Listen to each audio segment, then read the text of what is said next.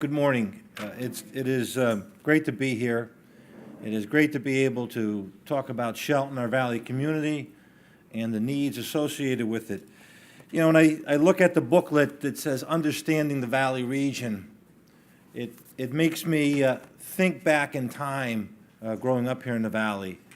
And I know that probably some of you are newcomers and don't understand the evolution of our communities, but it's been a very rich community in many different ways, notwithstanding the fact that, you know, we have needs, that times have changed, the demographics have changed, people have changed, our lifestyles have changed.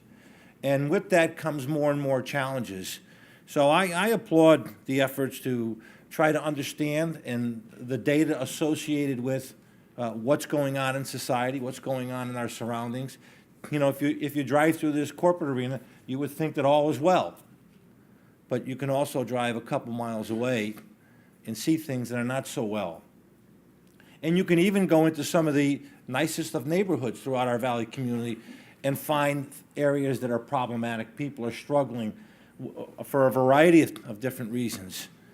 And we here in the Valley have always had a rich tradition of supporting our private nonprofits, who I think do an outstanding job.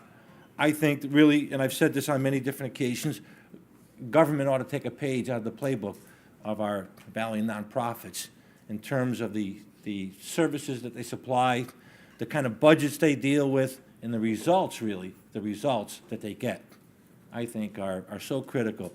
You know, when you're in a position that I am for, you know, some period of time, you come to understand how all this interacts in an area. And you come to understand how people appreciate what goes on in a place where people care about what happens to you. And yes, there are things that fall through the cracks. There's nothing perfect about life. And, you know, I think that we do a pretty good job and probably better than most throughout our state and throughout our country. So I applaud those efforts. I think the dialogue is really appropriate.